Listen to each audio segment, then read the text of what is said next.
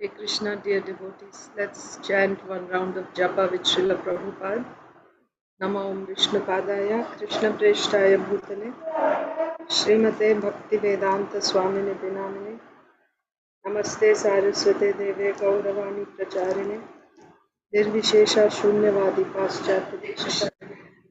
Jai Sri Krishna Chaitanya Prabhu Nityananda, Sri Advaita Gadadhar Srivasadi Gaur Bhaktavinda. Hare Krishna, Krishna Krishna, Hare Hare, Hare Ram, Ram Ram. Hare Krishna, Krishna Krishna, Hare Hare, Hare Ram, Ram Ram. Hare Krishna, Krishna Krishna, Hare Hare, Hare Ram, Ram Hare Hare. Hare Krishna, Krishna Krishna, Hare Hare, Hare Ram, Ram Hare Krishna, Krishna Krishna, Hare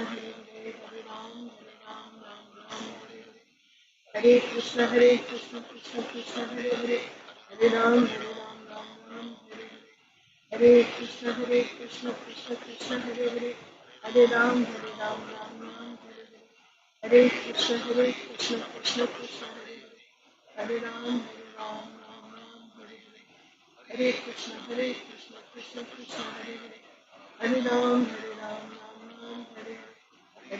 Hare Krishna, Krishna, Hare Hare, Hare Ram, Ram Hare Krishna, Krishna Krishna, Hare Hare, Hare Ram,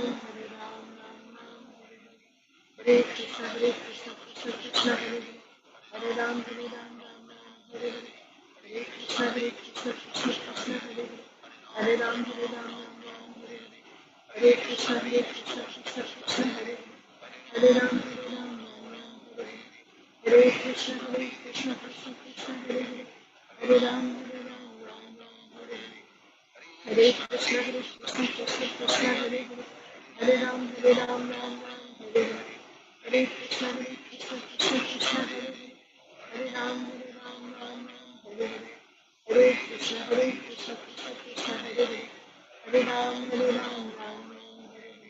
Hare Krishna, Krishna Hare Hare, Hare Ram, Hare Hare,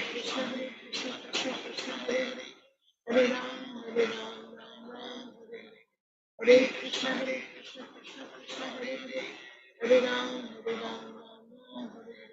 Hare Krishna, Krishna Hare Hare,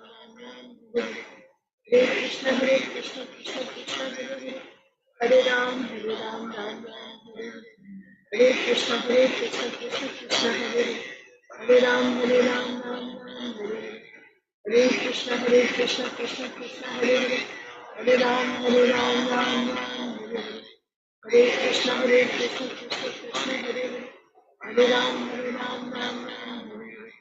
Hare Krishna, Krishna Hare Hare, Hare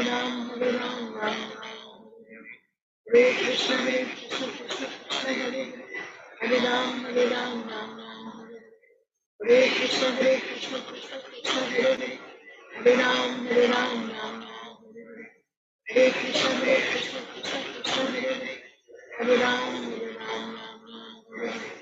Hare Krishna, Krishna Hare Hare, Hare Ram, Hare Krishna, Krishna Hare Hare, Hare Ram, Hare Krishna, Krishna Hare Hare, Hare Ram, Hare Krishna, Krishna Hare Hare,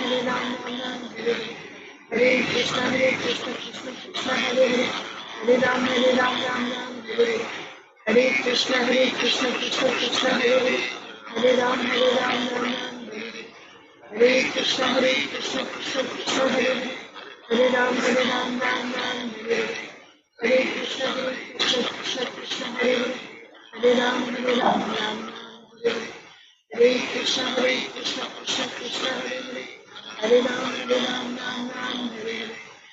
Hare Krishna, Krishna Hare Hare, Hare Ram, Hare Krishna, Krishna Hare Hare, Hare Ram,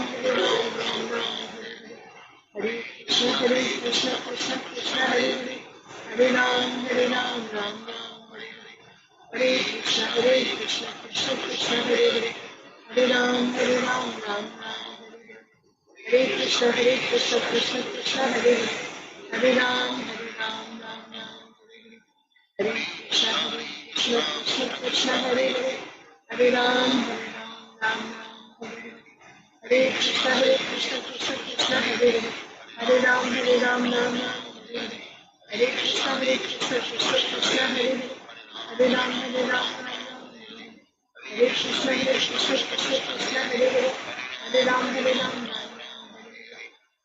Krishna, Krishna, Hare Hare, Hare Ram,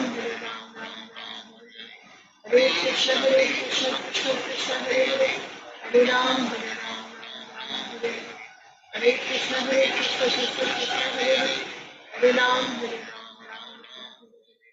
Hare Krishna, Krishna, Hare Hare, Hare Ram, Hare Krishna, Krishna, Hare Hare, Hare Ram, Hare Krishna, Krishna, Hare Ram, Hare Krishna, Krishna, Hare Ram, Hare Krishna, Krishna, Hare Hare, Hare Ram,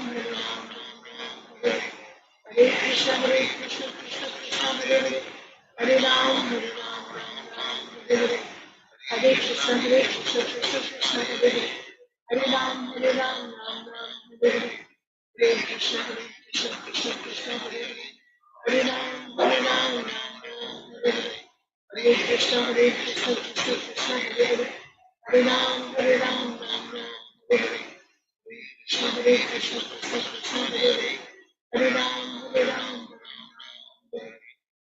Hare Krishna, Krishna, Hare Hare, Hare Ram, Hare Krishna, Krishna, Hare Hare, Hare Ram,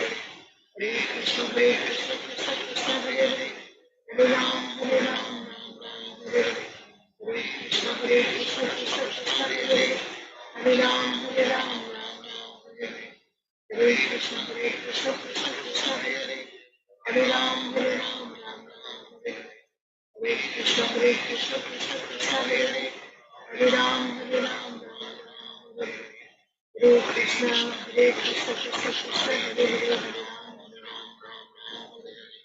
Hare Krishna, Krishna, Hare Hare, Hare Krishna, Krishna, Hare Hare, Hare Ram, Hare Krishna, Krishna, Hare Hare, Hare Krishna, Krishna, Hare Hare, Hare Ram, Hare Krishna, Krishna, Hare Hare, Hare Ram, Hare Krishna, Krishna, Hare Hare, Hare Ram, Hare Krishna, Krishna, Hare Hare, Hare Ram, Hare Hare, Hare Krishna, Krishna, Hare Hare, Hare Ram, Hare Krishna, Krishna, Hare Hare, Hare Ram, Hare Krishna, Krishna, Hare Hare, Hare Ram, Hare Krishna, Krishna, Hare Hare, Hare Ram, Hare Krishna, Krishna, Hare Hare, Hare Ram, Hare Krishna, Krishna, Hare Hare, Hare Ram, Hare Krishna, Krishna, Hare Hare, Hare Ram, Hare Krishna, Krishna,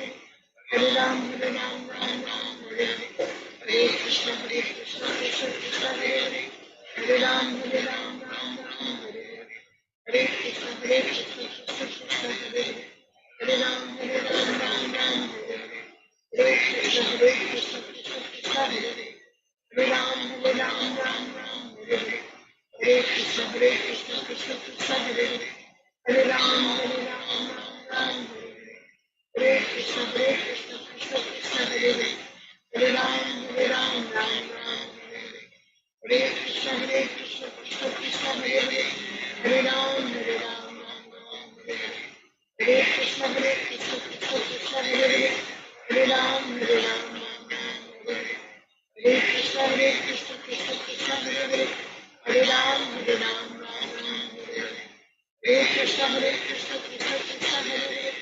Hare Ram, Ram Ram, Hare Hare. Hare Krishna, Krishna Krishna, Hare Hare. Hare Ram, Ram Ram, Hare Hare. Hare Krishna, Krishna Krishna, Hare Hare. Hare Ram, Ram Ram, Hare Hare. Hare Krishna, Krishna Krishna, Hare Hare. Hare Ram, Ram Ram, Hare Hare. Hare Krishna, Krishna Krishna, Hare Hare. Hare Ram, Ram Ram, Hare Hare. Hare Krishna, Krishna Krishna, Hare Hare. Hare Ram, Ram Hare Hare. Hare Krishna, Krishna Krishna, Hare Hare. Hare Ram, Hare Hare. Hare Krishna, Krishna Krishna, Hare Hare. Hare Ram, Ram Hare Hare. Hare Krishna, Krishna Krishna, Hare Hare. Hare Ram, Ram Hare Hare. Hare Krishna, Krishna Krishna, Hare Hare. Hare Ram, Ram Hare Hare.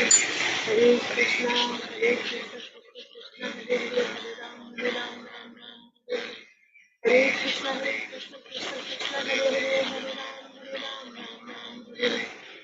Hare Krishna, Krishna Krishna, Hare Hare. Hare Ram, Ram Hare Hare.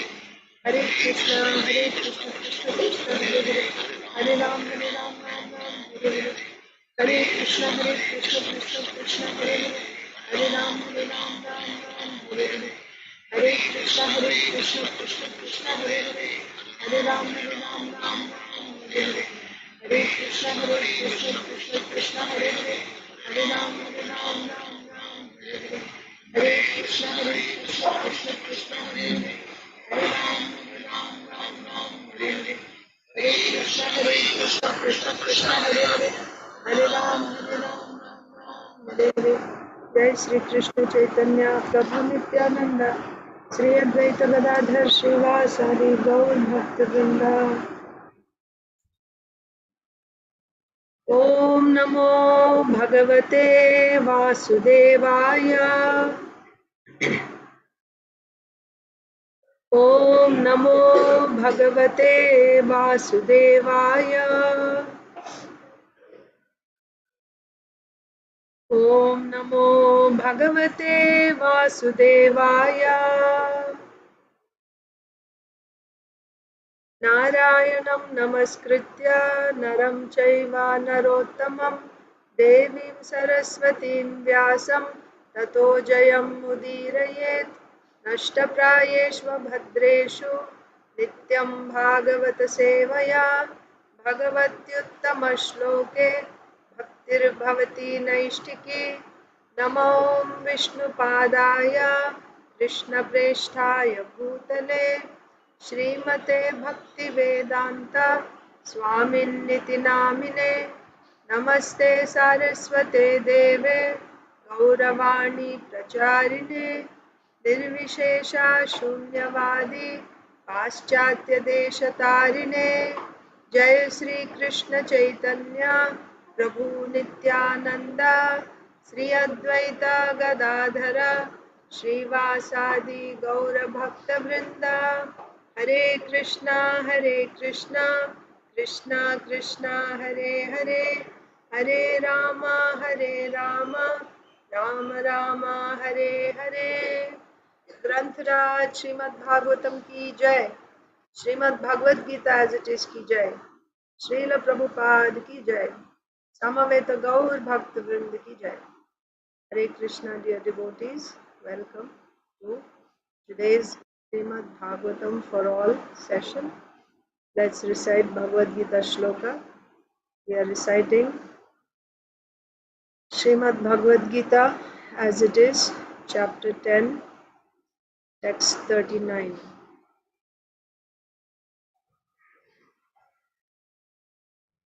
Whoever needs to go first can raise your hands. Aditi Lata Mataji, go ahead.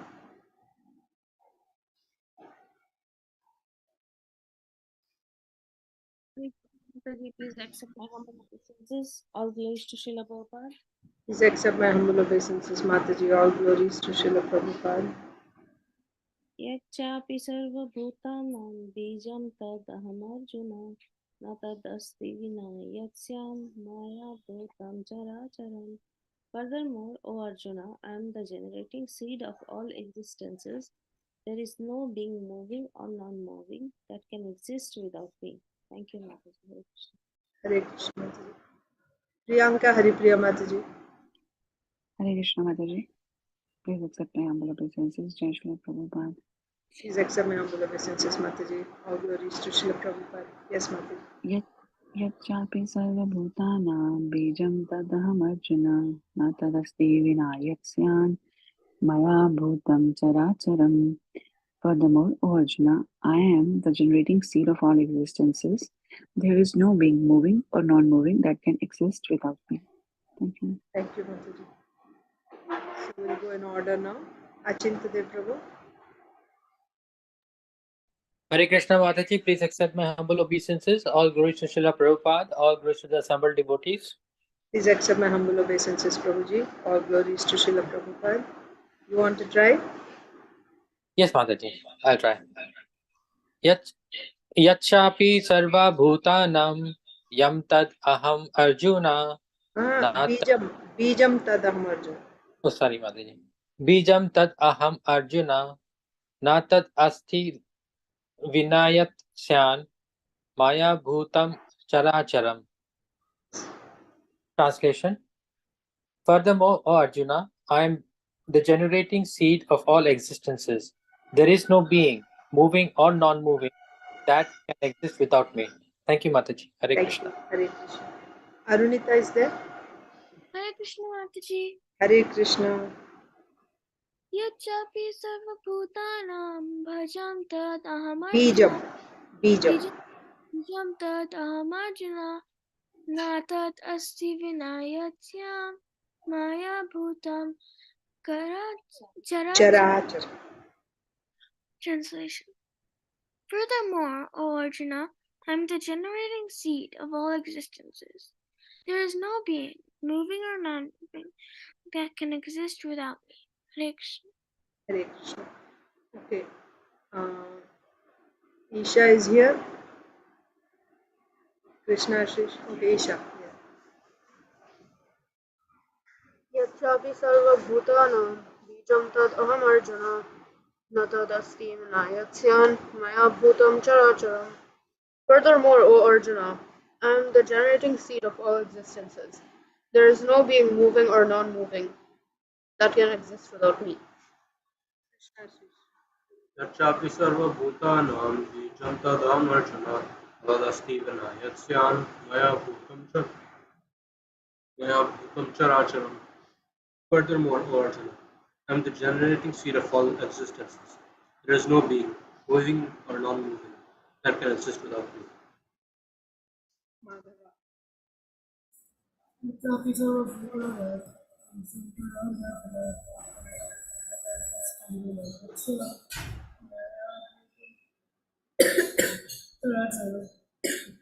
Furthermore, O Arjuna, I am the generating seed of all existences. There is no being, moving or non-moving that can exist without me. Sapriya.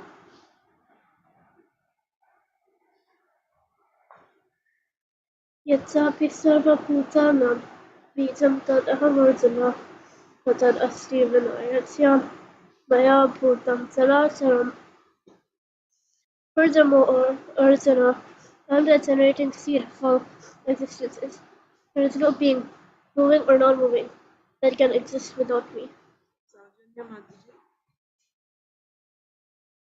Hare Krishna Mataji, Dandavad Pranam, Sakri Srila Prabhupada, opposed to the assembled devotees. And happy Kartik month for us, starting from today. What, Mataji? Oh, Kartik month, Mataji. Right, yes. Today, yeah, said happy Kartik. Thank you. Wish you the same, Mataji. Yaschapi sarvabhutanam bijam tadahamarjuna na tadasti vinayachan maya bhutam characharam. Furthermore, O Arjuna, I am the generating seed of all existences. There is no being, moving or non-moving, that can exist without me. Hare Krishna. Thank you. Anyone else? Yeah, I'll also decide. Bhagavad Gita 10:39 Yacchapi sarva bhutanam bijam tad aham arjuna na tad asti vinayatsyan maya bhutam characharam. Furthermore, O Arjuna, I am the generating seed of all existences. There is no being, moving or non-moving, that can exist without me. So we'll read Srimad Bhagavatam now. Srimad Bhagavatam, Canto 9, Chapter 9, The Dynasty of Amshuman.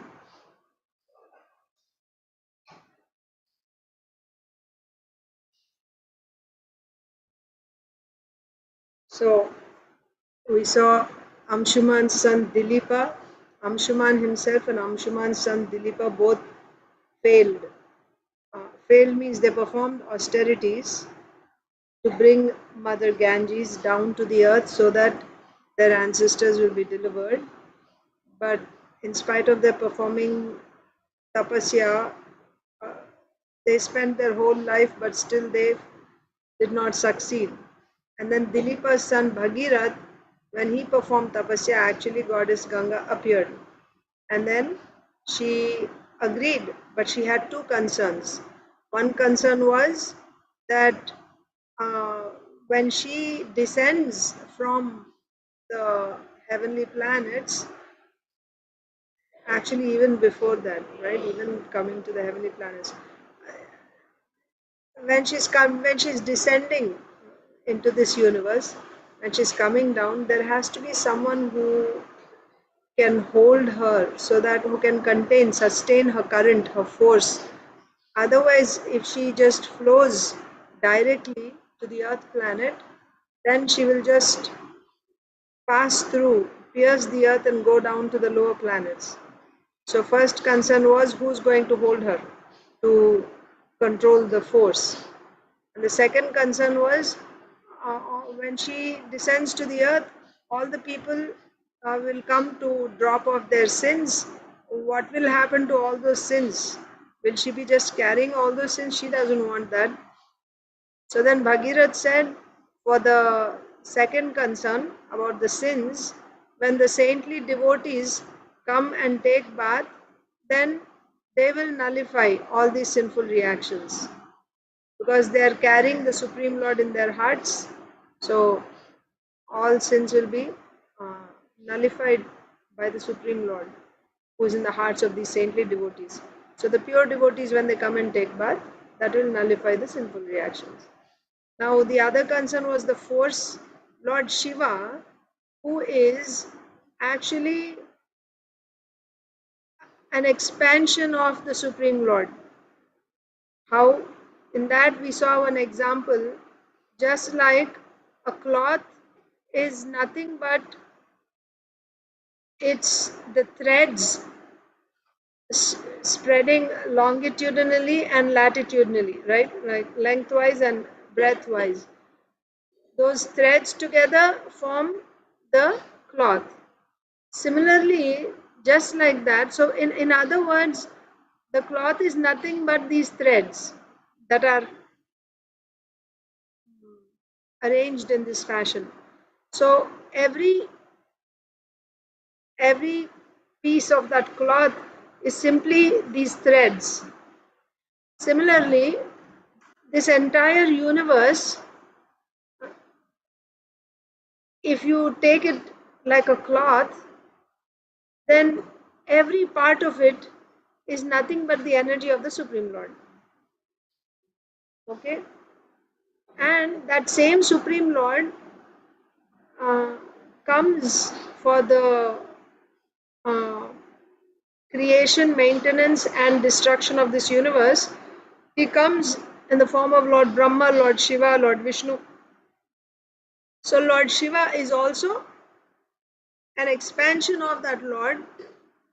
And just as the Supreme Lord is sustaining this whole universe by his material energy, and it is his own expansion, right? His own avatar, Guna avatar, that is Lord Shiva. So the way he is sustaining this whole universe, then what is a What is the difficulty for him to sustain the force of Ganga? Lord Shiva can do that. So this was the thing. So he gave solutions to both concerns of Ganga Devi. The pure devotees will nullify the sinful reactions when they take bath in the river Ganges, because it's not only the sinful people who come to take bath, even pure devotees come to take bath. And there we saw, right, it is said also those who are strictly following dharma, and why they are following dharma, that verse you remember? Because of devotion to the Supreme Lord. Somebody is following dharma very strictly, or someone is renounced because of devotional service, like that. And then what to speak of those who are just pure devotees? When they come and take bath, because the Lord is there in their heart, they're always, they keep the Supreme Lord in the core of their hearts. So when they come to take bath, she'll become free from those sinful reactions of the sinful people. So text.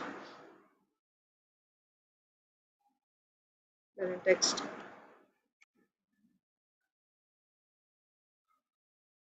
I'll just read 6. Bhagirath said, those who are saintly because of devotional service and are therefore in the renounced order, free from material desires, and who are pure devotees, expert in following the regulative principles mentioned in the Vedas, are always glorious and pure in behavior and are able to deliver all fallen souls. When such pure devotees bathe in your water, the sinful reactions accumulated from other people will certainly be counteracted, for such devotees always keep in the core of their hearts the Supreme Personality of Godhead, who can vanquish all sinful reactions. Like a cloth woven of threads, extending for its length and breadth, this entire universe, in all its latitude and longitude, is situated under different potencies of the Supreme Personality of Godhead.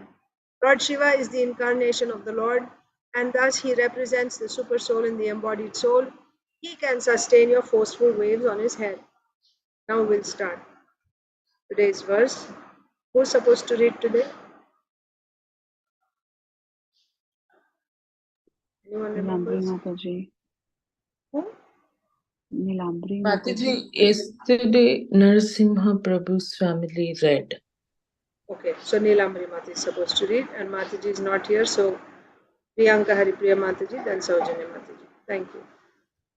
इत्युक्त्वा सन्नृपो देवं तपसा तोषयच्छिवं कालेनाल्पीयसा राजंस् तस्येषश्चाश्वतुष्यत. Mataji, Priyanka Haripriya. Yes, Mataji. After saying this, Bhagiratha satisfied Lord Shiva by performing austerities. O King Parikshit, Lord Shiva was very quickly satisfied with Bhagiratha. Yes.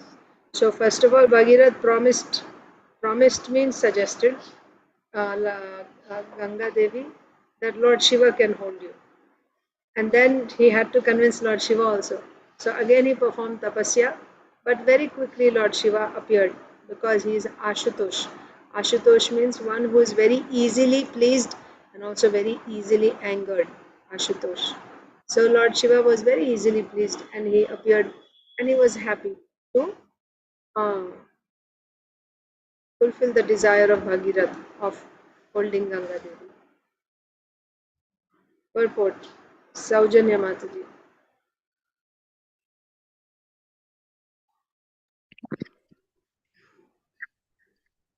The words Asva Atusyata indicate that Lord Shiva was satisfied very soon. Therefore, another name for Lord Shiva is Ashutosha. Materialistic persons become attached to Lord Shiva because Lord Shiva bestows benedictions upon anyone and everyone very quickly, not caring to know how his devotees prosper or suffer. Although materialistic persons know that material happiness is nothing but another side of suffering, they want it, and to get it very quickly, they worship Lord Shiva.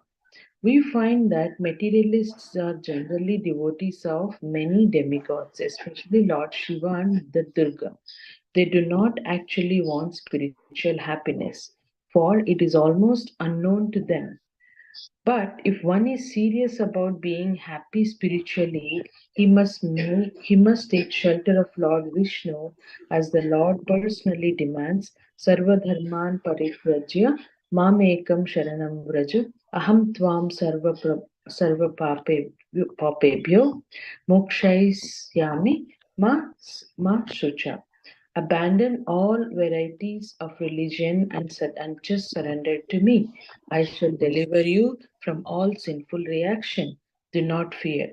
Srimad Bhagavad Gita, chapter 18, 66 shloka. Thank you, Hare Krishna. So Lord Shiva is Bhagirath. Sorry, Lord Shiva is Ashutosh. So very quickly he is pleased. So on that point, Srila Prabhupada is explaining, because Lord Shiva is Ashutosh, very quickly he fulfills one's desires. Uh, materialistic people worship Lord Shiva. They worship demigods. Specifically, they worship Lord Shiva and Goddess Durga, because quickly they can get the results. What is that verse in Bhagavad Gita? Very quickly the demigods are pleased and they give the results. Uh, yeah. So they approach. Why Lord Shiva is quickly pleased? He is not concerned about the happiness or suffering of his devotees. We don't use the word devotees actually for the demigods, worshippers, because they worship to get some result, right? So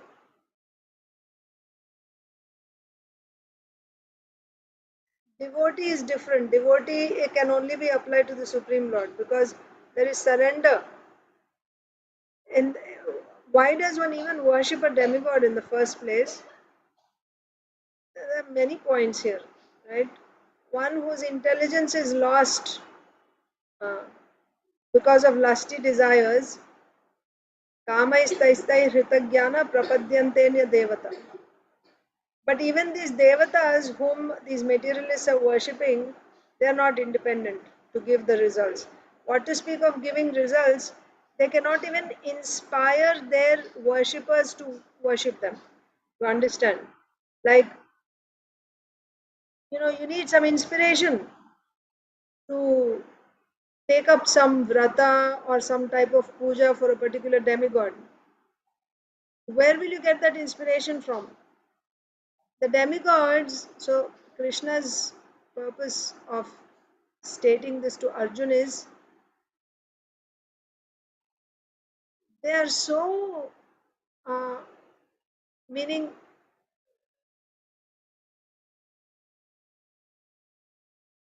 they are so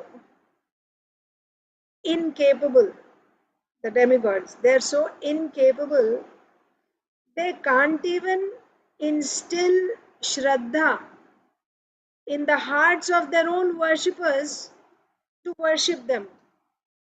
What kind of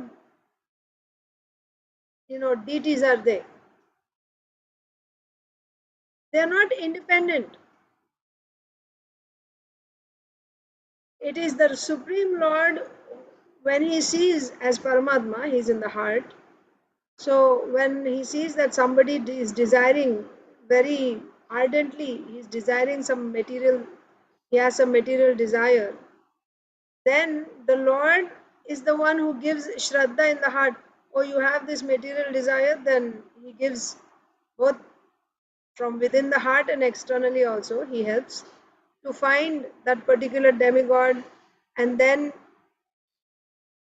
he's the one who gives that inspiration in the heart to go and worship that demigod. And then when you get that inspiration, then he also gives the facility from outside. You understand what is the procedure to worship, you follow the particular rules and regulations of worship. So then after you worship, are the demigods capable of giving the results themselves? No, they are not capable. They approach the Supreme Lord. My Lord, these people are worshipping me. Can you please sanction their desire? So when the Supreme Lord gives through the demigods, so the demigods are bestowing, but actually it's not, it's borrowed property. They take from the Supreme Lord and give it to these people. Like that.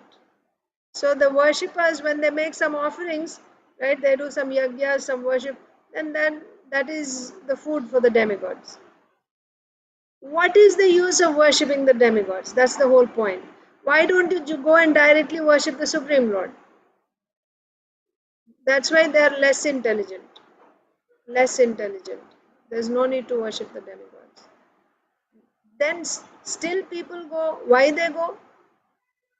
Because the demigods, very quickly they'll give you results. That's the thing.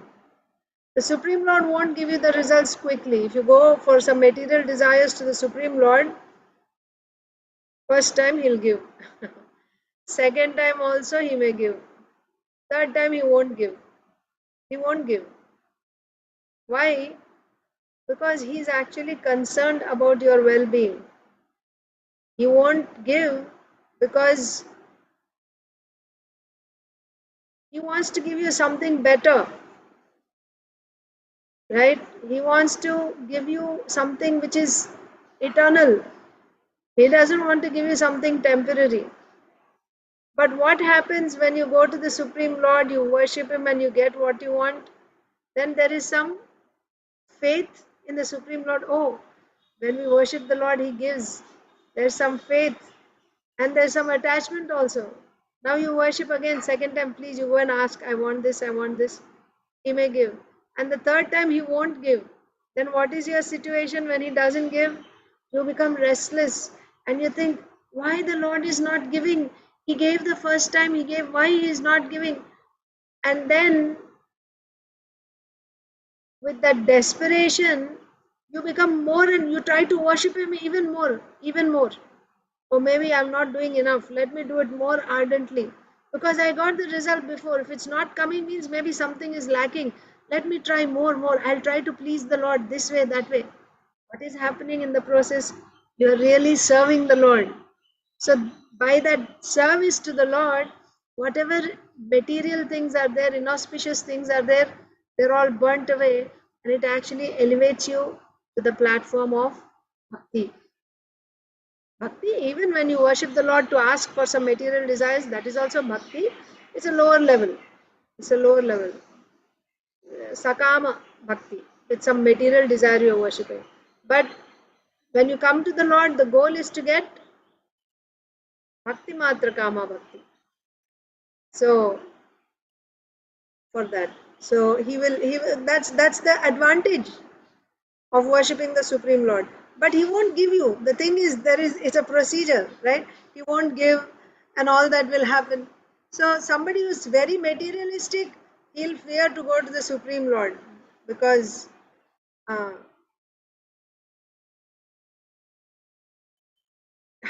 he's Hari. Hari means he'll take everything away. No, we don't want to go to Hari. We'll go to Hara, Lord Shiva. We'll go to Hara. Hara. So, yeah, Hara is also Radharani, but Hara is Lord Shiva. So they go there. Why? Because they want quick results. And they're afraid we'll also lose what we have if we worship Hari. We don't want. He steals away our hearts from our material. They don't go. So, 1 second, Prabhuji. Let me just finish this purport and I'll take your point. So, yeah. So, what is Srila Prabhupada saying here in the purport? About Lord Shiva. Materialistic persons become attached to Lord Shiva because Lord Shiva bestows benedictions upon anyone and everyone very quickly, but not caring to know how his devotees prosper or suffer. Because simply getting material result is not prosperity, right? He will give what they're asking for, and then just like demons, right? Ravana asked for some benedictions, Lord Shiva gave, yes, take. Vrikasur, yes, take. and he doesn't see the consequence, what happens after that. Very quickly he'll give, okay, you take. And the reason that for that is, especially with Lord Shiva, because he is Vaishnavanam Yatha Shambhu. He doesn't want to be disturbed by these materialistic worshippers. So quickly take and you go away. Leave me alone so I can meditate on the Supreme Lord, like that. So very quickly he'll give. But to the devotees, of course, then those who are devotees of the Supreme Lord, then he plays the role of a guru to them. He will actually guide them to the Supreme Lord. But those who are materialistic, they want nothing to do with the Supreme Lord or devotional service. They're coming simply for sense, to fulfill their desires, material desires. He'll just quickly give them and go away. Bas, like that. So, materialistic people are attached to Lord Shiva. But he doesn't care whether they are suffering or prospering. Although materialistic persons know that material happiness is nothing but another side of suffering, they still want it. Right? See, in this material world, you cannot get only happiness. Happiness is always accompanied by, just like Newton's third law, every action is, has an equal and opposite reaction, right? So, like that, every happiness is accompanied by an equal amount of misery. You cannot get only happiness in this material world. It's not possible. You cannot get only happiness. It will be accompanied by misery, either before or after. It's there. It won't come only have. For example, if you want to enjoy some nice food stuff, then first you have to go and acquire it. For that you may have to work, earn money, go buy it, cook it and all that. And then you enjoy. You have to clean up. That is also there. It's not just enjoyment. That's just one example. You take anything. When you enjoy, you'll have to suffer. So, therefore, material happiness is nothing but the other side of suffering. And all materialistic people know this. But in spite of that, they want that material happiness. That's what Srila Prabhupada is saying. And not only do they want it very quickly. Instant, right? Nowadays, everything is instant. I see, sometimes I look up for some recipes, and nowadays everything is instant. Instant idli, instant chutney, instant everything. Everything is instant. They want it very quickly, right? This is mode of passion, instant.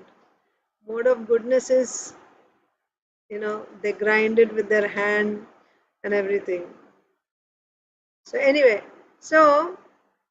very quickly they want it. Although they know that it is suffering, other side of suffering, but they want it and they want it very quickly. So therefore they worship Lord Shiva because he'll give it quickly. Therefore they are devotees of Lord Shiva or Goddess Durga. They do not actually want spiritual happiness because they don't know what is spiritual happiness. They cannot think beyond this material happiness. They have no idea. But if one is serious about being happy spiritually, he must take shelter of the Supreme Lord. Right? Surrender to the Supreme Lord, then you'll get the highest happiness. No one else can give that. Yes, Achintya Dev Prabhu. Mataji, just trying to understand. If the demigods have to approach the Supreme Lord for permission to bestow the whatever wishes that the devotee or the non-devotee is asking for to the demigod, that's why they are worshipping the demigod. So how come it becomes easy? Because the Supreme God Lord would not give, right? That worshipping directly to the Supreme God would be the same as worshipping the demigods, because ultimately the demigods would be going to the Supreme God for the approval to get that benediction, right? Just trying to understand. Yes, Prabhuji. So when somebody is going through the demigods, They're not actually going to the Supreme Lord. That's why Krishna says, what is that word? It's done in an incorrect way. Ultimately they're worshipping me only, but I don't know. My mind is going blank. But avidhi purvakam. Avidhi purvakam. Vidhi means this is the way how it should be Ye followed. anya devata. Mataji, please say it aloud. Ye anya devata bhakta. Yajante mam Yajante buddhaya. shraddhayanvitaha.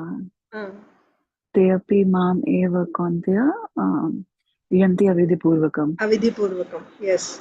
So those who are worshippers of the demigods, they are also worshipping me only, as you said, Krishna is saying. But they are worshipping in an incorrect way. It's not the right way. Avidhi purvakam. It's not the proper way, improper way. So when you do things not properly, how will you get the results? The results also won't come, isn't it? Just like, yeah, anyway. So your question is, since it is the Supreme Lord only who's giving the results through the demigods, then wouldn't he be concerned about these people and wouldn't he be giving them, not give them the results? That's the whole purpose why the demigods are there. Because these people won't go to the Supreme Lord. They're not interested in the Supreme Lord. They're not interested. So there is the Vedas or the Lord's creation gives a facility for all types of people. And the whole purpose of the Vedas, at least if they show some obedience to the Vedas, then they won't go down. Even though they're doing sense enjoyment only, they're not interested in spiritual advancement, they're only interested in temporary results. But because they are showing obedience to the Vedas, they will still make progress, but it's a long about way. So worship of demigods is also given in the Vedas. Upasana Kanda. Worship of demigods is there. That's given in the Vedas. Then why the Lord would give this? Why not just give the direct method? This is actually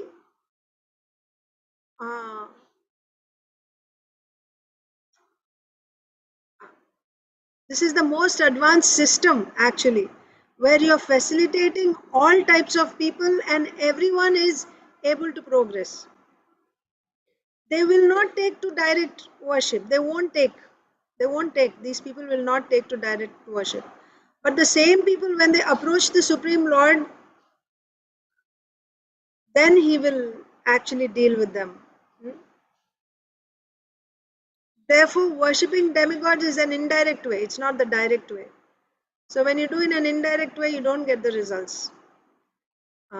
And why are they even going to the demigods? Because they want only those material results.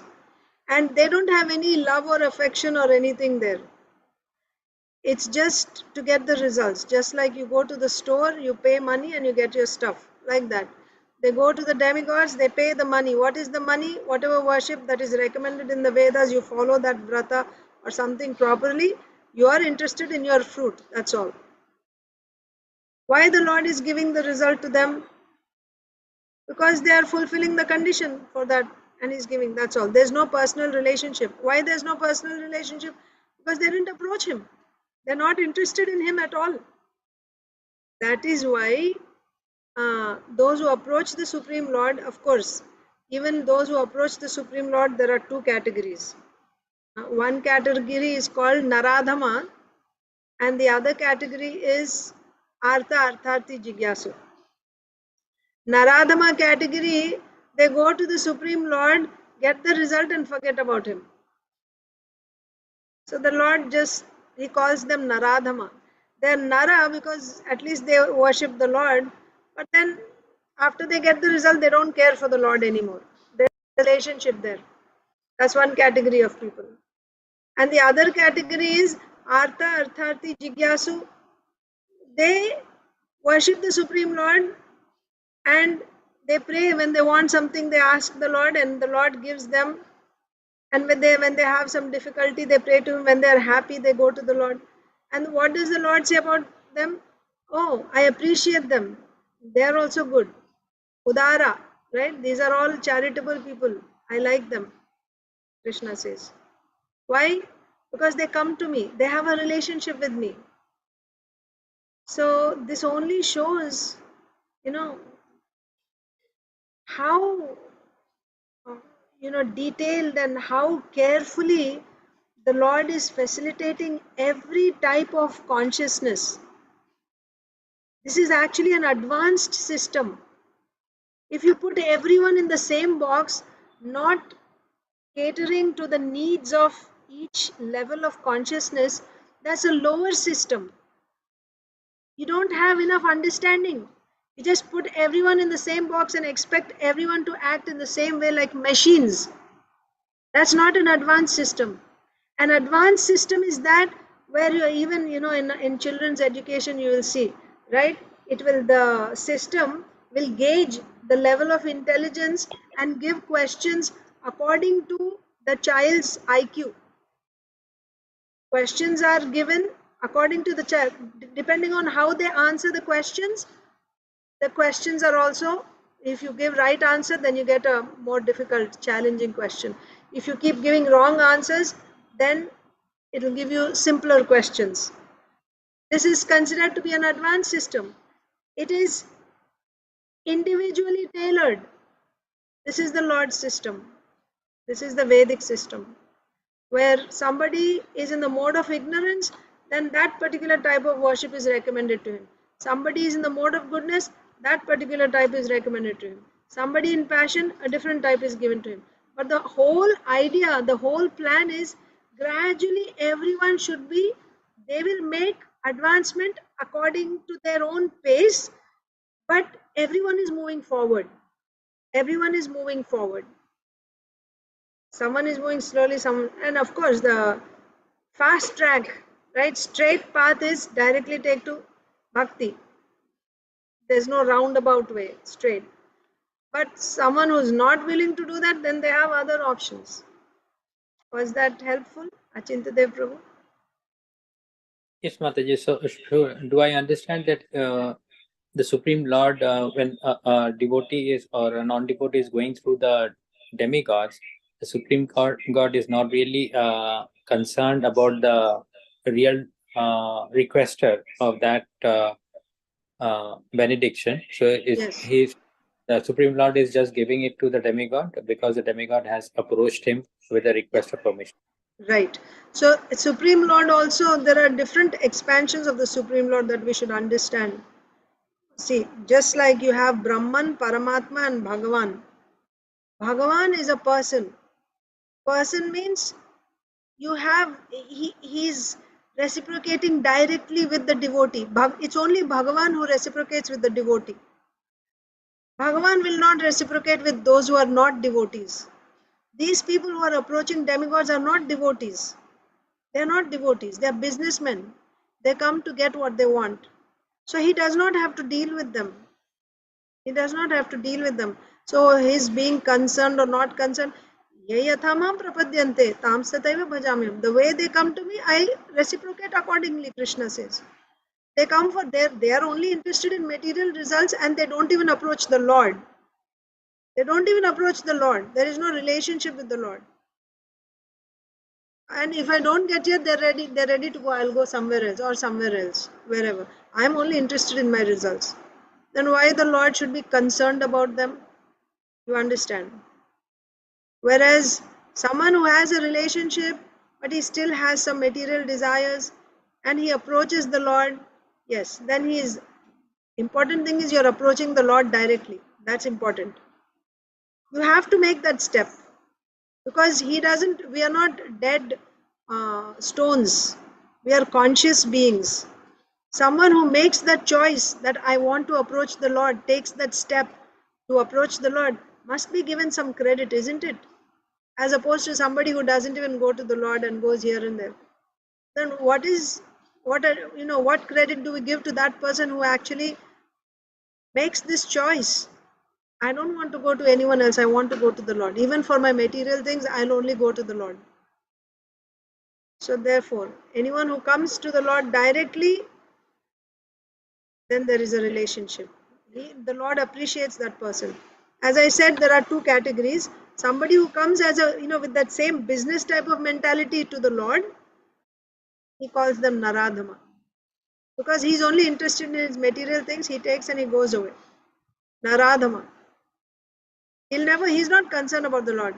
Come, take what you want and then go away. That's all. There's no relationship, no affection or anything. But the other category, they are also having material desires, and they are in distress. They want to remove their distress. They want happiness. They want opulence. They want knowledge. They want liberation. Fine, but they go to the Lord. The Lord appreciates them. And to such people, when they come to ask him again and again, then he'll give first time, he'll give second time, third time he won't give. So when he does not give, if he's a Naradhama, he'll just walk away. He'll just walk away. But actually Naradhamas just walk away even after the first time. They got the result, they go away, finished. And they want the result, then they'll come, otherwise no need. So his reciprocation is also different. So who is the one that's reciprocating with these people who go to the demigods as Paramatma? The Lord in the heart. Paramatma is, as Paramatma, he's just sanctioning, according to our karma. He's giving the results according to our karma. That personal relationship is not there. Of course, when you become a devotee, then it is Bhagavan in the heart who is reciprocating with you. Then he is not functioning as Paramatma. This is your karma. Of course, devotee also now you should understand. At any stage, whether we are karmis or mixed devotees or pure devotees, as we approach him, that's how he reciprocates. If we approach him as a mixed devotee, then that's the type of reciprocation we will get. And if we approach him as pure devotees, then that's the reciprocation we'll get from him. So when I say that the Lord is taking personal care and the demigods are not caring, means the demigods are also getting the result from the Lord only, but these people are not approaching the Lord. He doesn't care. He doesn't care. In an indirect way. But if he didn't give, nobody will get anything. Everything is coming from him. Just now we said, right? Like the threads of a cloth. Everything is just the threads only. So this whole entire creation, whether it is my body, my mind, my intelligence, my hands, even the wicked people like Hiranyaksha, Hiranyakashipu, who are causing so much havoc, where are they getting all that intelligence and energy from? The Lord is only giving. There's nobody other than the Lord who's playing. But how is he playing? As a Paramatma, he will play. Of course, in their case, they're devotees. But everyone in this world, whether it is an ant or a tree or a demigod or a Rakshasa, whatever activities we are doing, whatever intelligence we have, all that is coming directly from Paramatma. He's giving. But does that mean like he's doing with a very special personal relationship? Not in a direct way. That will happen. So he's like, as a matter of fact, like a business deal. This is your karma, like a judge. He's like a judge there. Right? A judge is not attached to the, the person, the candidate. That, oh, this person, I like him, so I will give him so much in inheritance that, from his ancestors. The other person I don't like, I'll hang him. No, the judge is neutral. Paramatma is neutral. He is neutral to everyone. That's what Krishna says. Samoham sarva bhuteshu name dveshosti na priya. This is Paramatma's relationship with everyone. I'm equal to everyone. Nobody is my enemy, nobody is my friend. I'm not partial to anyone. This is Paramatma. So in that relationship, through demigods, he will give. Whatever they ask, they approach the demigods, he'll give. Not with any hatred, not with any liking. He'll just give them whatever they're asking. And the demigods are also giving in the same way. They're also giving in the same way. You're worshipping me, here, this is what you get. And they're obliged to give, by the way. They don't have a choice. They don't have a choice that you worship the demigod and the demigod thinks, oh, I don't like him. Even though he's worshipping, I won't give. No, they have to give because they have fulfilled the conditions. You have to give. The demigod has to give. So like that. It's a very, not a very personal thing actually. But when we come to the Supreme Lord, it's very personal. Right? One-on-one attention he's giving. And exactly what we need.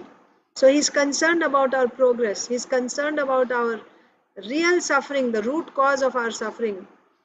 And accordingly, he is giving the results. And in all, whatever he gives, he has only our progress in his best interest. But you cannot expect this type of treatment for everyone. How does that make sense? Even we, he's a conscious sentient being. In our dealings, do we deal in the same way? Somebody who is very, very, friendly and truthful to us and trustworthy, do you treat that person and another person who, who's cheating you or, who's backbiting and, do you treat the same way? No, you may not hate that person, but you will externally you will deal in a way which is appropriate. Same thing. But of course so does he love everyone? But he is a Supreme Lord. Yes, he loves everyone. But that love will be expressed when we there's general and there's specific. Samoham sarva bhuteshu, I'm equal to everyone. Ye bhajanti tu, but tu means but. Ye bhajanti tu mam, but one who serves me in love with love, right? Ye bhajanti, bhaj means to render loving devotional service. Ye bhajanti tu mam bhaktya, with love, one who renders service to me with love. Maite teshu chapyam, I am in his heart, he is in my heart. Special treatment for a devotee who is engaged in devotional service. He gives a very special treatment. But otherwise, he's equal to everyone. And then what about those who are doing mixed devotional service and Artha, Artharthi?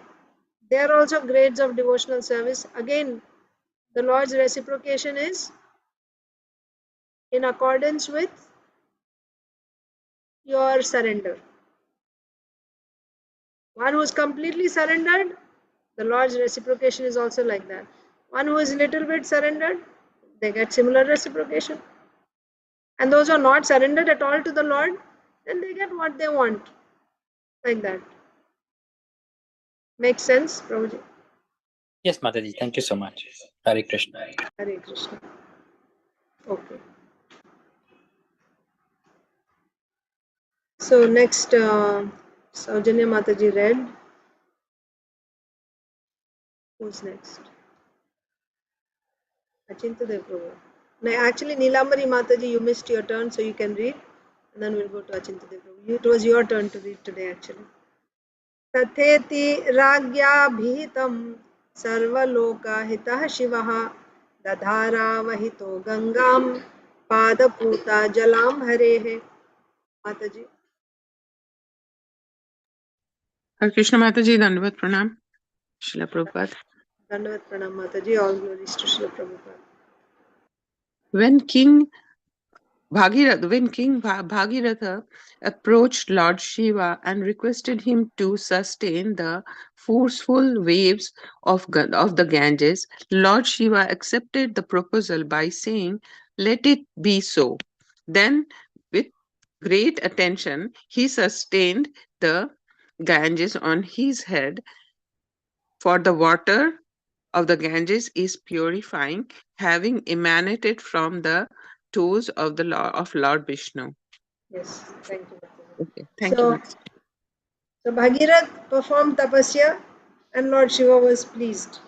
And when Lord Shiva was pleased, Bhagirath requested Lord Shiva to sustain the forceful waves of the Ganges. When the Ganges is coming from the top of the universe, may Lord Shiva hold her and then release her, in a trickle, right? So that her speed, her force is controlled.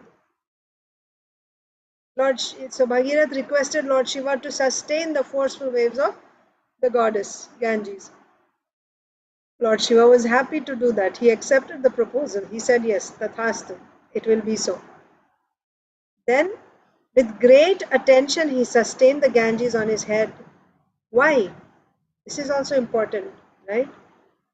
Lord Shiva, we were just reading actually in Chaitanya Bhagavat, not just, it's been a couple of weeks in Chaitanya Bhagavat, when Mahaprabhu was going to Jagannath Puri from Shantipur. After taking sannyas, he came to Shantipur, and while there, Sachimata was also called, and Sachimata requested Lord Chaitanya to not go to Vrindavan because it is far away. Please go, you make your headquarters in Jagannath Puri. I will get to hear about you. Because devotees are always going from Bengal to Puri and they come. So I'll get some news about you. So Mahaprabhu obliged. So now he's on his way to Jagannath Puri. So while traveling, he comes to this place called Ambulinga Ghat. Ambulinga Ghat. And that village is called Chhatrabhoga. Okay. Ambu means water. Linga means the body of Lord Shiva. Ambulinga Ghat. What exactly happened there is, so there in that place you will find the Ganges has 100 mouths, like she's so many little branches. But why it is called Ambulinga Ghat? When Lord Shiva released goddess Ganges, the pastime that we are reading now, and when she came down to the earth, Lord Shiva was feeling great separation from goddess Ganges. Why? Here also we read that with great care and attention he's holding goddess Ganges on his head. Why? Because she's emanating from the lotus feet of Lord Vishnu. She's a pure devotee, right? So when she left, he was feeling great separation from this great devotee of Lord Vishnu who emanated from the lotus feet of the Supreme Lord. So Lord Shiva came down to the earth looking for goddess Ganges. And it was at this spot, Ambulinga Ghat, where he saw Ganga Devi. And when he saw Ganga Devi, he went into such ecstasy seeing Ganga Devi that he just jumped into her and he also became water. Ambu means water, Linga means body. So his body is now made of water also. He also turned into water. In ecstasy. Ambulinga Ghat. So that's why when he was very happy when Bhagirath asked Lord Shiva to sustain the waters of Ganges. With great attention, he held her on his head. That's the point. When King Bhagirath approached Lord Shiva and requested him to sustain the forceful waves of the Ganges, Lord Shiva accepted the proposal by saying, "Let it be so." Then with great attention he sustained the Ganges on his head, for the water of the Ganges is purifying, having emanated from the toes of Lord Vishnu. Bhagiratha sa Rajarshir निन्ये भुवन पावनीं यत्र स्वपितॄणां देहा भस्मीभूतास्म से शेरते. So I think Achintadev Prabhu is next. Mataji, Yes, Mataji. one small question. I'm getting confused. There was a story which we heard one time. Remember that about Ganges only. When Balaram said, "You come, and otherwise I will Yes, force you to come with the flood." that's Yamuna. Oh, Yamuna. Which story was that, Mataji? Which one was that? Yeah, Lord Balaram's pastimes. Lord Balaram, on Balaram Rasa Purnima, when they had this Ras Leela, then Lord Balaram was intoxicated by drinking Varuni, and then he called River Yamuna to come close so that he could perform water pastimes with all the gopis. And River Yamuna Devi was thinking he's intoxicated, so she didn't want to go. And then Lord Balaram became angry and he started dragging her with his plow share. And then, Oh, I'll make you so many screens, he said, right? Yeah, that one. Okay. Yes, Mataji. Thank you so much. sure. So, yeah, so all of you can read one after another. The great and saintly King Bhagirath brought the Ganges, which can deliver all the fallen souls to that place on earth where the bodies of his forefathers lay burnt to ashes. Yes, Hare Krishna. So the purpose of so many generations past, purpose of bringing the Ganges down is to deliver the sons of Sagara who were burnt to ashes by their offense to Lord Kapil Dev. So finally, it was King Bhagirath who was successful in bringing Ganges, and it was Lord Kapil Dev said only the Ganges could deliver uh, these 60,000 sons of Sagara who lay there burnt to ashes. So Ganges can deliver all the fallen souls. Therefore, her water, only her water could deliver these sons of Sagara. And it was Bhagirath who succeeded in bringing the Ganges there. Rathena Vayuvegena Prayantam Anudhavati Deshan Punanti Nirdagdhan Asinchat Sagaratmajan. Hare Krishna Mataji. Krishna Arunita. Translation. Bhagirath mounted a swift chariot and drove before Mother Ganges, who followed him, purifying many countries, until they reached the ashes of Bhagirath's forefathers, the sons of Sagara, who were thus sprinkled with water from the Ganges. Hare Krishna. Yes. So Hare Krishna. So Bhagirath, now Lord Shiva held her and then he started releasing the river Ganges, flowing through the heavenly planets, finally coming to the earth planet. From the Himalayas she would come. So Bhagirath was leading the Ganges to that place, Kapil Dev's ashram, where his ancestors lay in ashes. So he was going on a chariot ahead and the river Ganges was following behind him. Of course, many, they go to many places. That's the course of Ganga, right? She flows through different places. And many pastimes happen there on the way. I don't know if all that will be discussed here or not.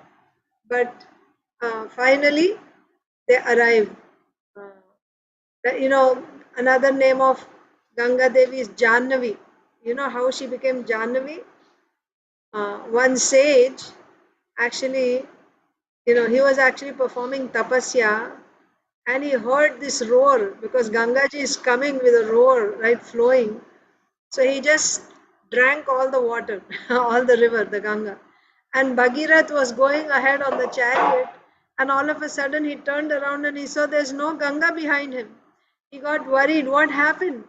Right? Again he went back looking and he found out that this sage, Janamuni, he had drunk the whole Ganga, like he kept her inside him.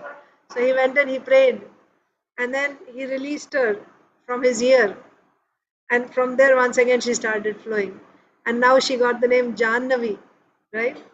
Like the one born from Jannamuni, Jannavi, like that. And like this. So finally, after this, she comes to this place, Kapil Dev's ashram, and there, uh, by, let's read the verse. Until they reached the ashes of Bhagirath's forefathers. She came to that place, and the water touched the ashes of the sons of Sagara. And being sprinkled by the water of Ganges, they all became purified. And wherever she flew, wherever she flowed, following Bhagirath, all those places, all those countries, she purified. यज्जलस्पर्श मात्रेण ब्रह्मदंडा हता अपि सगरात्मजादिवं जग्मुः केवलं देह भस्मभिः. प्रभु जी अचिंत देव.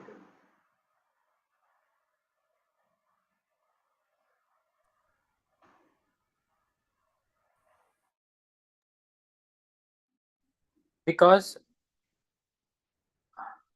the sons of Sagara Maharaj had offended a great personality, the heat of their bodies had increased and they were burned to ashes. But simply by being sprinkled with water from the Ganges, all of them became eligible to go to the heavenly planets. What then is to be said of those who use the water of Mother Ganges to worship her? Thank you, Maharaj. Yes, thank you. So look at the power of the river Ganges. The power of the river Ganges. Simply by sprinkling the water on the heads or on the ashes, simply by touching that water, they were able to go to the heaven. They were delivered from that offense, because of that offense, the heat of their bodies increased and they were burnt to ashes. They couldn't do anything. But by touching the water of the Ganges, they became eligible to go to heavenly planets.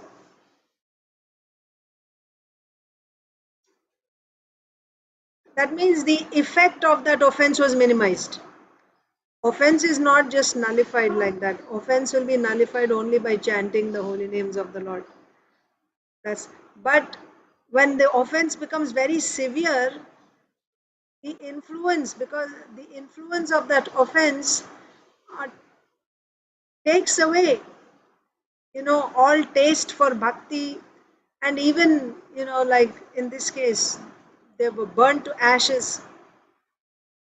But by coming in touch with the water of the Ganges, that the effect of that offense was minimized. So much so that they were now eligible to go to the heavenly planets. Like that. So let's read Srila Prabhupada's purport. We'll get more clarity. Because the sons of Sagara Maharaj had offended a great personality, the heat of their bodies had increased and they were burnt to ashes. But simply by being sprinkled with water from the Ganges, all of them became eligible to go to heavenly planets. So if this is the consequence of simply coming in touch with the water of the Ganges, what can be said of those people who are actually worshipping Mother Ganges? Yeah. Purport. Isha.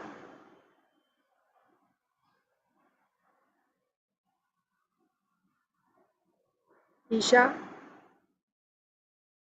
Isha. Your turn. Mother Ganges is worshipped by the water of the Ganges. A devotee takes a little water from the Ganges and offers it back to the Ganges. When the devotee takes the water, Mother Ganges does not lose anything. And when the water is offered back, Mother Ganges does not increase. But in this way, the worshipper of the Ganges is benefited. Similarly, a devotee of the Lord offers the Lord patram pushpam phalam toyam, a leaf, flower, fruit or water, in great devotion, but everything, including the leaf, flower, fruit and water, belongs to the Lord, and therefore there is nothing to renounce or to accept. One must simply take advantage of the bhakti process, because by following this process, one does not lose anything, but one gains the favor of the Supreme Person. So the point is, it's not that Mother Ganges is benefiting or she's, it's not like the demigods. Just now we discussed about the demigods. When you do some worship to them, the demigods, then they get something from that, right? But is it like that when you offer some water to the Ganges, then she's gaining something? It's her water. You take water from her and you offer to her. When you take water from her, is she losing something? And when you offer, and how much water do you offer to the Ganges? You just take in your palms and you offer. And that much water you offer, is she actually benefiting from that? No. It's what is, because you see, अन्याभिलाषिता शून्यम ज्ञान कर्मादि अनावृतम आनुकूल्येन कृष्णानुशीलनम.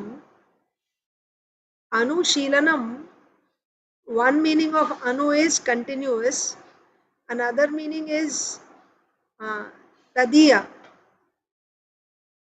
serving the Lord Krishna and Krishna, anyone related to Krishna. Related to Krishna means the spiritual master, Tulsi Maharani, Ganga ji, like that. Everyone, anything which is related, the devotees of the Lord. So whether you serve the Lord or you serve the devotees of the Lord or you serve the spiritual master, all that is Ananya Bhakti only. It's Ananya Bhakti. So therefore when you worship the river Ganges, it's not like worshipping some demigod or demigoddess. It's like it's Ananya Bhakti. When you're worshipping goddess Ganga, it is Ananya Bhakti because she is Tadiya, related to Krishna. Related to Krishna. Of course, Ananya Bhakti means all conditions have to be satisfied. But it's like worshipping Krishna because she is related to Krishna. And if the other conditions of Anya Abhilashita, when you worship Ganges, you are worshipping without any other motivation and you're not doing any other, karma or jnana, your bhakti is not interfered by those things. It's not interrupted by those things, like that. And then it's Ananya Bhakti. So therefore, when you offer some water to Ganges, she's not going to gain. This also we discussed yesterday about worshipping the Supreme Lord, what Prahlad Maharaj said. When we offer something to the Lord is not gaining anything. He doesn't need anything.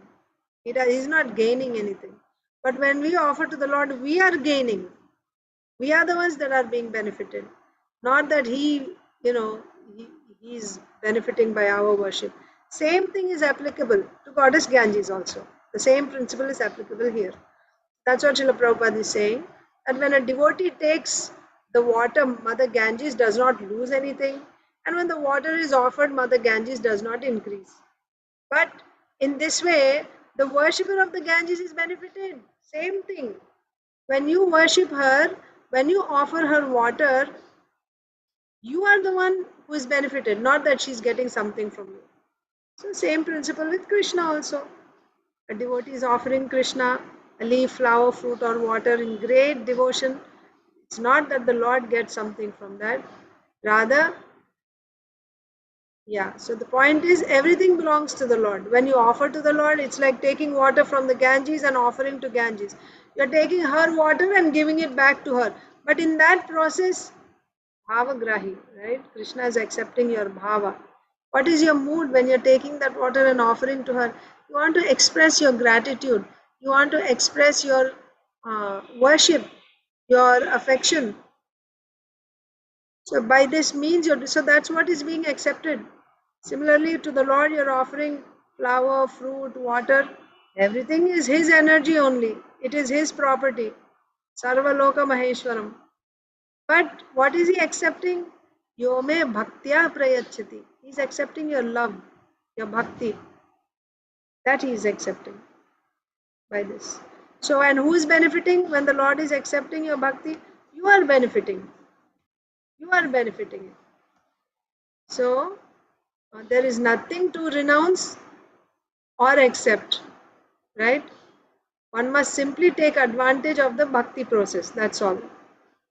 Understanding that everything belongs to him, I am offering his things back to him, but he is kindly giving me an opportunity through this process to express my affection for him. I cannot claim anything. I can only be grateful for the opportunities that he gives for me to express my devotion, for me to express my love. And he appreciates that. So no need to claim or no need to renounce, right? Bhoga tyaga is not required. You should simply take advantage of this bhakti process, because by following this bhakti process, you lose nothing but you gain the favor of the Supreme Lord. So I will stop here. Srimad Bhagavatam reading. Krishna Shish will read tomorrow. Just remind me. And I will read a little bit of Bhagavad Gita and Lilamrita. Srimad Bhagavad Gita, as it is, continuation of introduction. We are reading about the 5 subjects discussed in the Bhagavad Gita. We shall find, therefore, in this Bhagavad Gita that the complete whole is comprised of the complete controller, the controlled living entities, the cosmic manifestation, eternal time, and karma or activities. And all of these are explained in this text.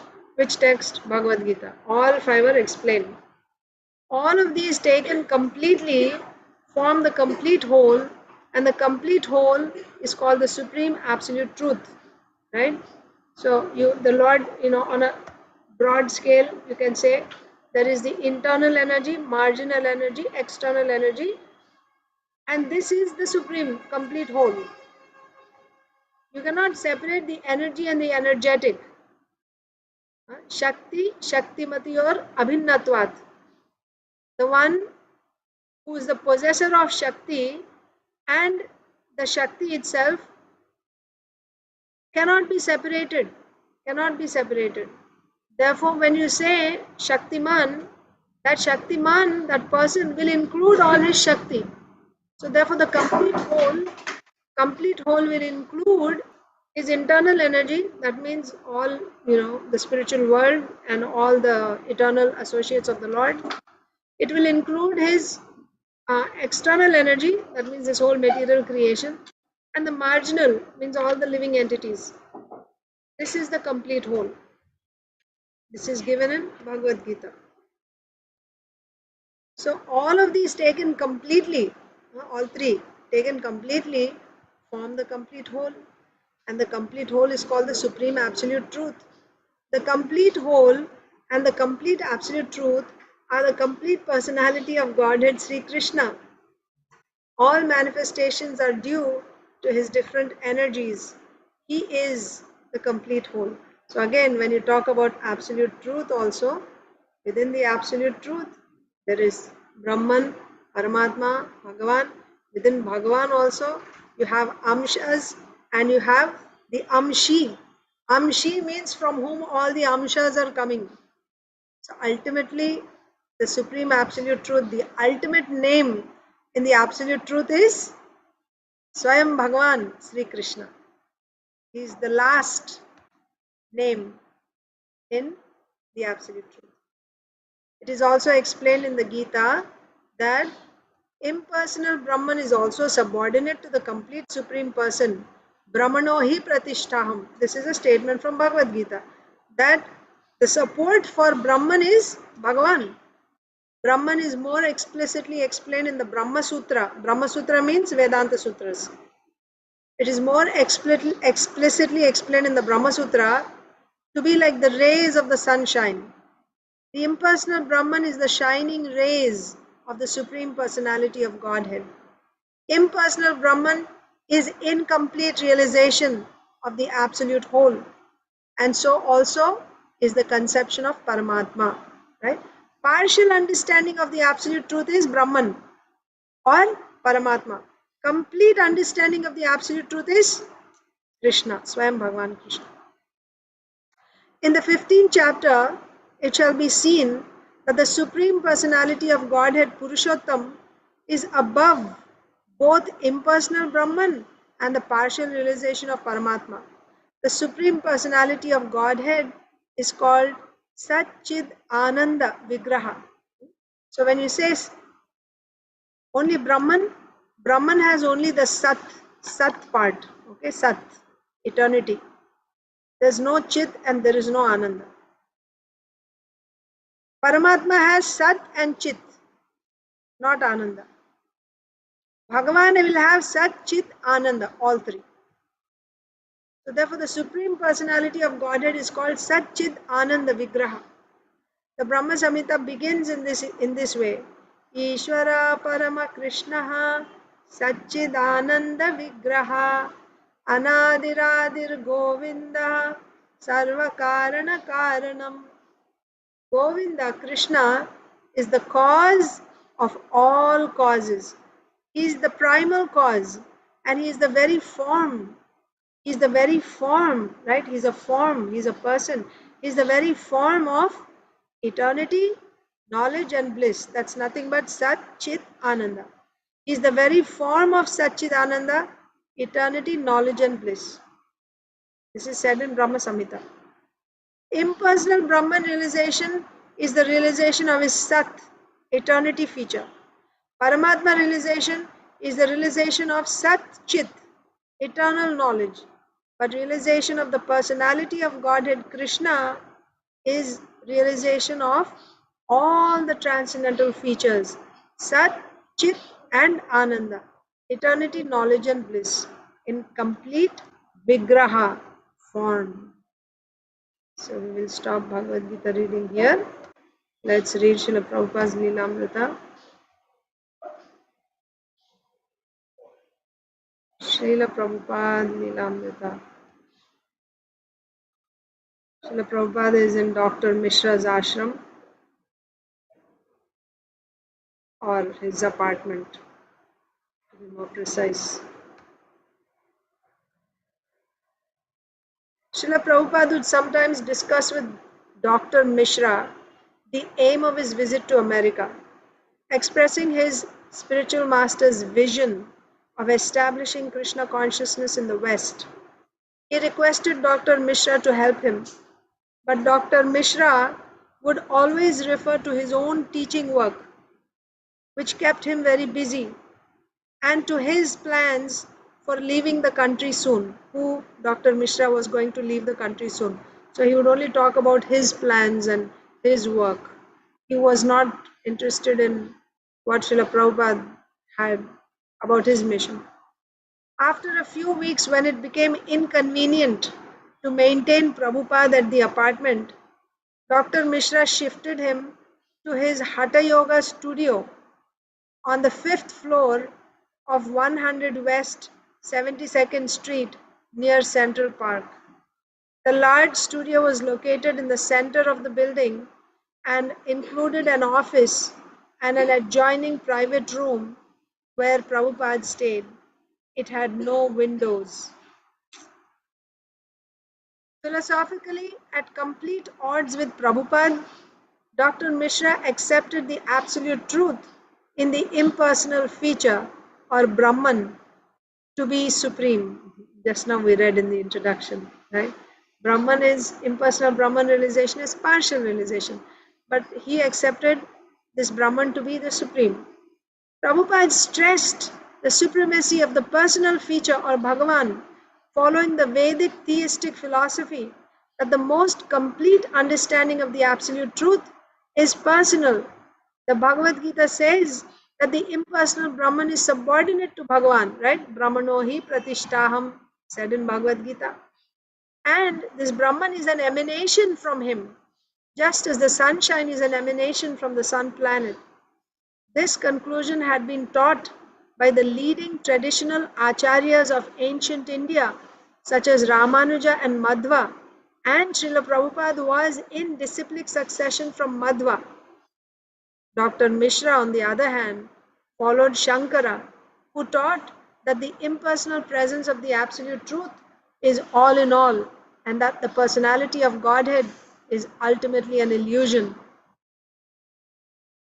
Whereas Prabhupada's theistic philosophy accepted the individual spiritual soul, Atma, as an eternal servant of the supreme spiritual being, Bhagavan.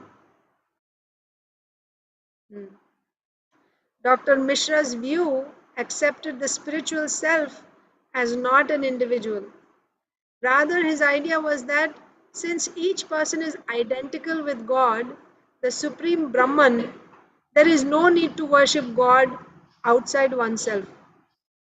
As Dr. Mishra would put it, everything is one. So this was the difference of opinion. We can discuss a lot on this point, but I'll just let you go. But just in short, in Chaitanya Bhagavat we are reading about Sarvabhauma Bhattacharya's teachings means when he first met Sri Chaitanya Mahaprabhu, he's kind of telling Mahaprabhu why he took sannyas, right? So there he's telling how people who, because he's saying the duty of every living entity is to be humble and bow down before every living entity. This is the statement of Srimad Bhagavatam. Every living entity should bow down before every living entity, because the Supreme Lord as Paramatma is there in every living entity. So humility is absolutely essential. But when you take sannyas, you become very proud, especially from the Mayavad school. When you take sannyas, then you think that you are Narayan, right? So this is going against the very principle of the spirit soul, nature of the spirit soul, to be humble and to chant the names of the Lord, to worship the Lord. So then he says, Sarvabhauma Bhattacharya says, if someone argues with me saying that, but what you said does not match with what Shankaracharya said, he is not of the same opinion, just like Dr. Mishra, right? He's saying to Srila Prabhupada. So then Sarvabhauma Bhattacharya refutes that argument, saying that, quoting Shankaracharya's statement, he says, Shankaracharya says there that, my Lord, yes, you are also Brahman and I am also Brahman. Still, we are not the same. Why? It's like the ocean and the wave. I am your property, but you are not my property. The wave is the property of the ocean, but the ocean is not the property of the wave. The wave comes from the ocean, but the ocean does not come from the wave. I come from you, but you don't come from me. There is a difference between the two of us. Although you are Brahman and I am Brahman. This is Shankaracharya's statement. So by this he is refuting. So anyway, those who don't want to agree, they will not agree. But this is because he was from the Shankara school, Dr. Mishra, it is said. So I just remembered this. Anyway, we will end here. Thank you all very much. Hare Krishna.